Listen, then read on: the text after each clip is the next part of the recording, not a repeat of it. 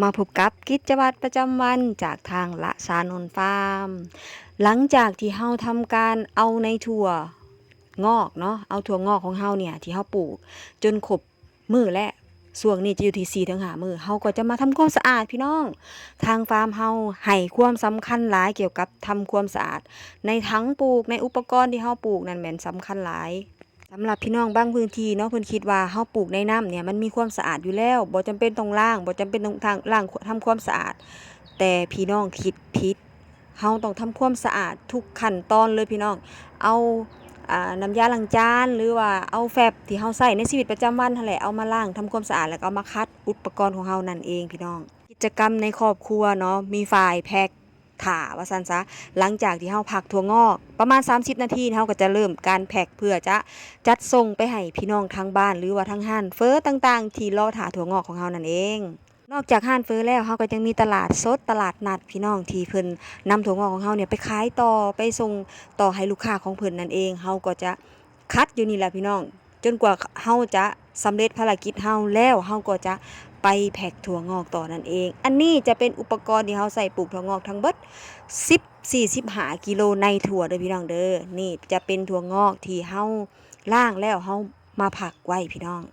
สำหรับพี่น้องท่านใดเนาะที่เป็นมือใหม่การล้างถั่วงอกนี่ก็คือสำคัญหลายเนาะล้างน้ำหนึ่งน้ำที่สองแล้วเฮาต้องมาผักเพื่อให้น้ำเนี่ยเสด็จ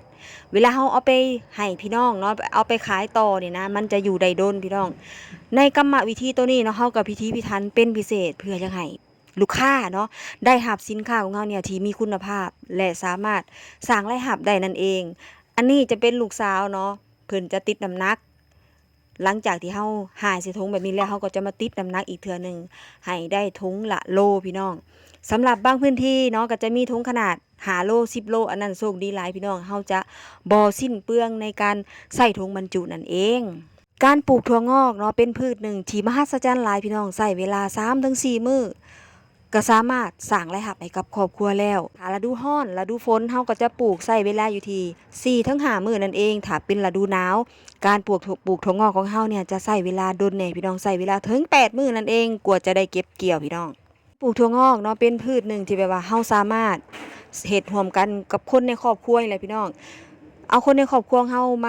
มาใช้ว่าซั่นซะก็คือมาเฮ็ดแต่ละนาทีมันก็บ่ได้ใช้คนหลายพี่น้องง่ายแล้วก็บ่ได้ยุ่งยากแล้วก็บ่ได้จุกจิกอีกเนาะพี่น้อง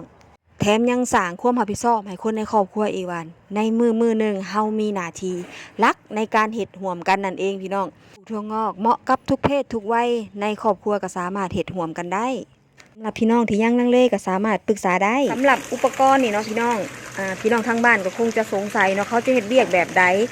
ดังที่หลายๆคลิปที่แม่ใหญ่เบสได้บอกพี่น้องไปเนาะก็คือมันจะเป็นระบบอัตโนมัติพี่น้องเป็นระบบฮดน้ำแบบอัตโนมัติให้เฮาเนาะคือฮอดเวลานี่เขาก็จะฮด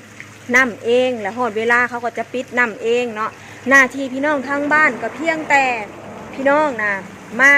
เปลี่ยนน้ำเนาะเปลี่ยนน้ำถั่วงอกมือละเทื่อ2 เทื่อต่อมือก็ได้เด้อพี่น้องเด้อติดตั้งอุปกรณ์นี้ใส่พื้นที่น้อยบ่ได้ยุ่งยากและก็ติดตั้งง่ายอยู่มุมใดของบ้านก็ได้เช่นเดียวกันขอแต่พ่นแสงแดดนี่แล้วทางฟาร์มเฮาก็ยังมีในถั่วแขกดำพม่าเป็นในถั่วคัดเกรดเด้อพี่น้องสามารถนำตอบสนองให้พี่น้องทางบ้านเนี่ยได้ตลอดทั้งปีเลยและเฮาก็ยังมีอาหารเสริมขวดเดียวจบพี่น้องตัดหากอ้วนยาวอยู่ในขวดเดียวและก็จะมีแป้งกันเสื้อราใส่ป้องกันโรคเน่าในถั่วงอกบ่ให้เน่าเป็นก้อนบ่ให้ติดเชื้อว่าซั่นซะก็สามารถอุดหนุนทางฟาร์มได้เด้อมาต่อกันเลยพี่น้องหลังจากที่เฮาแพ็คเรียบร้อยเนาะเฮาก็มามัดตอนนี้ฮะมัดเพื่อจะเตรียมไปส่งให้ห้านค้าต่างๆนั่นเองสำหรับมือใหม่ที่ยังบ่เคยเฮ็ดเนาะซั่นซะก็สามารถเบิ่งคลิปนี้เป็นตัวอย่างได้เลยพี่น้องหากพี่น้องต้องการอยากปลูกถั่วงอกเป็นอาชีพบ่มีความรู้บ่มีประสบการณ์ก็สามารถสาทางราชานนท์ฟาร์มได้ทางเฮายินดีเป็นพี่เลี้ยงให้พี่น้องจนเป็น